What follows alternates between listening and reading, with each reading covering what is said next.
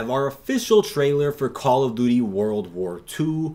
What is going on, everybody? This is dkdynamite, and I apologize for posting this video a little late. There's been so much hype within the community in regards to DLC 5, aka Zombies Chronicles for Black Ops 3. Please check out all my recent videos breaking down and covering all of that good information. But jumping back to the hype regarding Sledgehammer Games' next Call of Duty World War II, we officially got our worldwide reveal trailer back on April 26th. The trailer was beautiful, featured some phenomenal gameplay, very realistic takes on the historical moments from World War II, and the live stream was also very well edited by Sledgehammer Games and the team over at Activision. I just loved hearing what Michael Condra and Glenn Schofield had to say in regards to their hard work and development on their next Call of Duty. It really seems like they're going to be stepping up their game this year with their new Call of Duty. And when I say step up their game, I don't just mean bringing the game back to its roots, but just improving the overall structure of the campaign, bringing more historical elements to the story and characters, bringing us a mind-blowing new multiplayer experience that feels nostalgic for older Call of Duty fans.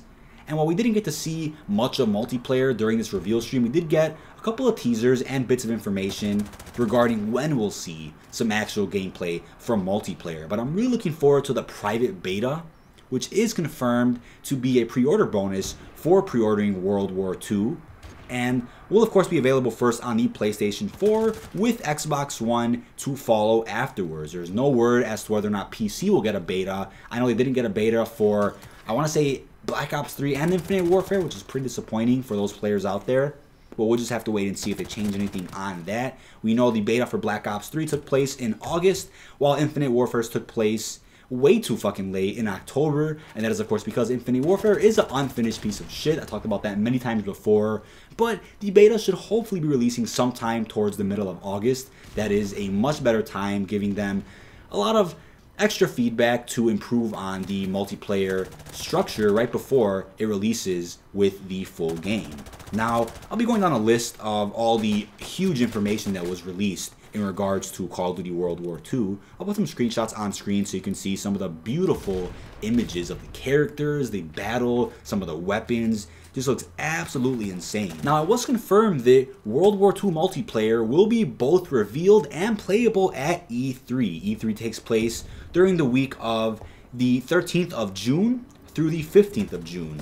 So there were a couple other details revealed in regards to multiplayer. It will feature a game mode called War, a narrative-driven mode bringing a gripping new layer of excitement to Axis versus Allies team play.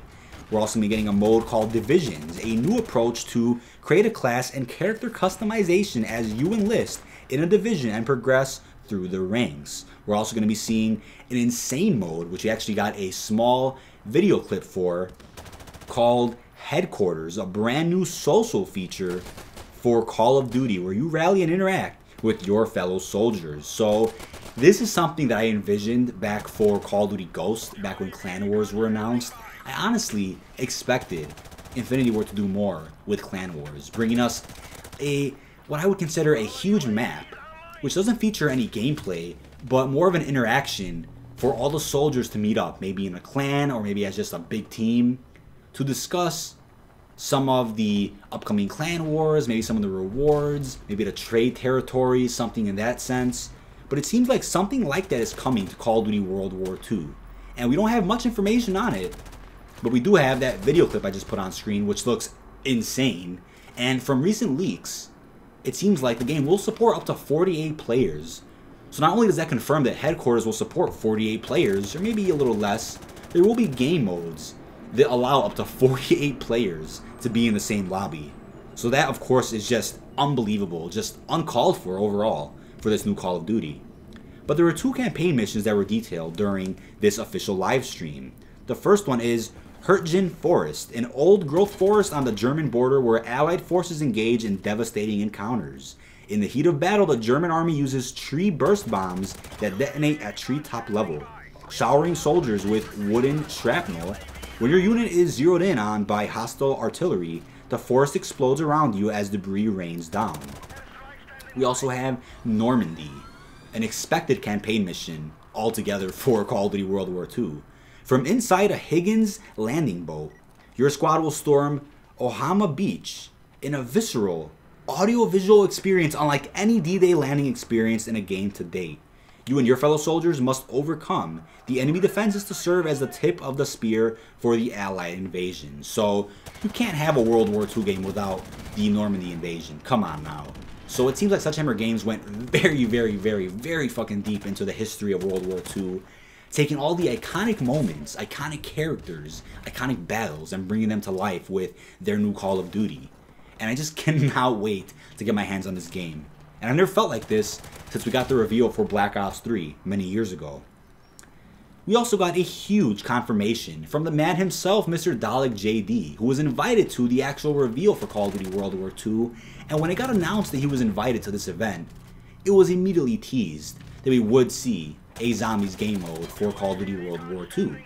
Now, I said this before, Zombies is not going anywhere. It's essentially the staple for the Call of Duty franchise at this point, and Activision doesn't seem to want to take any risks with their third game modes offered in the Call of Duty series. They took a risk with Extinction, which to me was phenomenal, but it seems like it didn't live up to the expectations Activision had in terms of its sales, in terms of the sales for the Season Pass, the individual DLC packs, so on and so forth. While they could essentially bring Extinction back with Infinity Ward's next title, which I hope they do, it's still a lot more likely that Zombies is going to stay and remain the third game mode for every upcoming Call of Duty, at least from this point forward.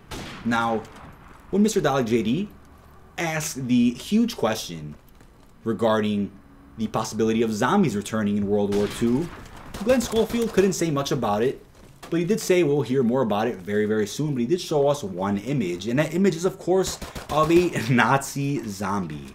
This is unbelievable, and the official description, or I should say the first couple of details that were announced regarding Nazi zombies was this: the definitive World War II Next Generation experience also introduces Nazi zombies, an all-new cooperative mode featuring a unique standalone storyline set during World War II that's full of unexpected, adrenaline-pumping action. And it was also teased that it's going to center around desperate Nazis. So Nazis desperate enough to experiment on humans in order to try to gain an advantage over the Allies. So that tells us a little bit about what we could expect, but in terms of the horror that it's supposed to feature as a game mode is definitely pure speculation at this point. But what we could say is that Sledgehammer actually developed the first Dead Space, which is also considered a terrifying / horror game.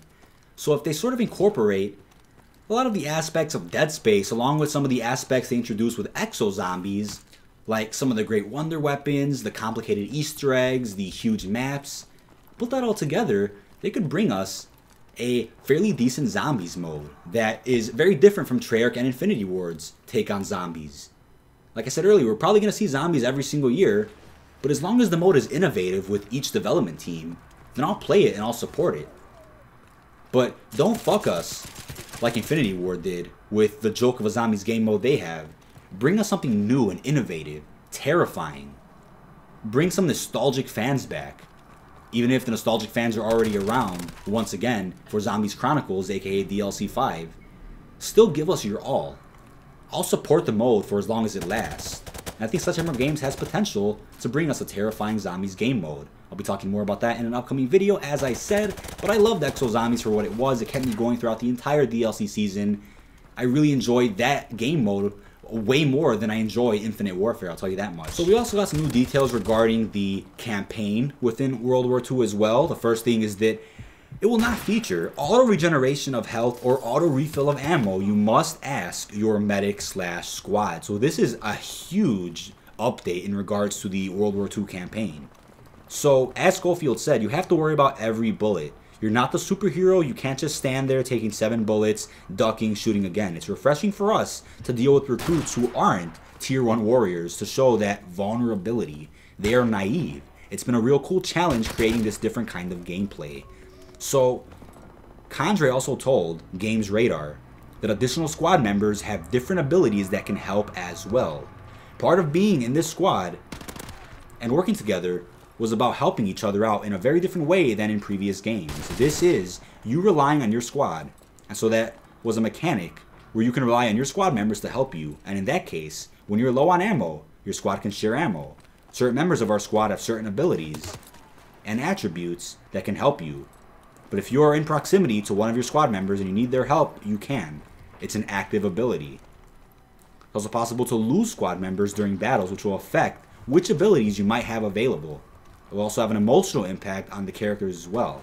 As he said, yeah, there's possibilities of important members of your squad dying. You can be separated from guys with key abilities that would change how you play. If you're with the ammo guy, then you have less ability to replenish your ammo. The human loss of your squad is an important emotional impact, and there'll be times that you're separated and you may lose people that are emotionally important to you. So all those things can happen. Absolutely. So this brings Call of Duty back to a very realistic standpoint. Yes, Call of Duty is not the most realistic series of all time, but it does feature some very emotional moments, even in a game like Infinite Warfare, which wasn't really taken well by the community. It still featured emotional moments. That's what Call of Duty is about, at least in my opinion. Having those emotional connections with characters that you actually care about. So the fact that they're making that what I would say is the center stage of the World War II campaign, building connections, relying on your squad, that is what war, at least back in World War II, was all about. Relying on your squad, working together as a team to accomplish a mission. So I think it's going to be a very cool new game mechanic that's going to change how people play the campaign, either from this point forward or just specifically for Call of Duty World War II. Players will play as Ronald Red Daniels, a 19-year-old in the World War II campaign. A young kid who gets drafted to World War II. So like they said themselves, they're taking a very historical and realistic take and approach with World War II. So to be playing as a 19-year-old, again, just imagine the emotional impact that this character is going to have along with the other squad members as well.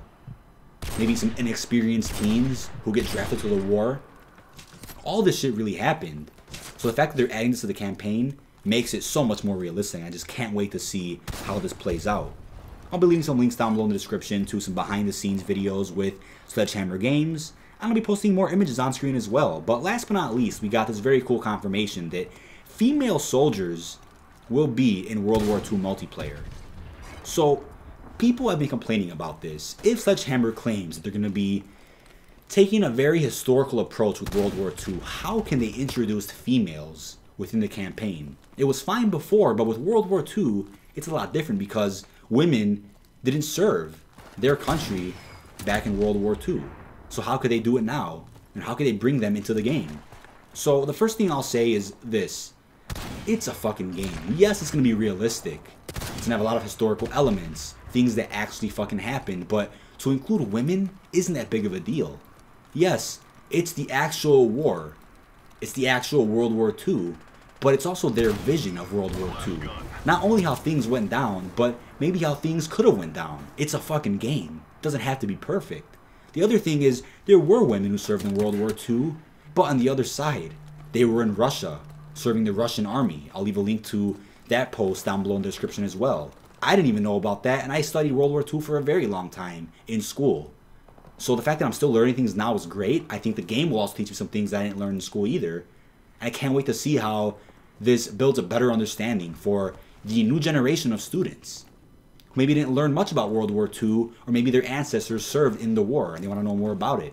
So not only is this a new Call of Duty game, but it serves a very huge purpose for the next generation, who again may not focus a lot on World War II as time is going on and the educational structure is also changing with it.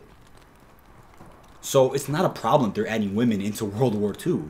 They could accommodate for, like I said, that Russian storyline a little bit where Russian women served, but if they do include American women in World War II, what is the fucking problem? It does not have to be perfect. But that is about it for my little news roundup in regards to Call of Duty World War II. Stay tuned in for the latest information in regards to both Black Ops 3 and World War II. We know for a fact that E3 we're going to be getting a lot of juicy information regarding multiplayer and Nazi zombies. Cannot wait to cover that news here on my channel, but really hope you've enjoyed. This has been dkdynamite, and peace out, YouTube.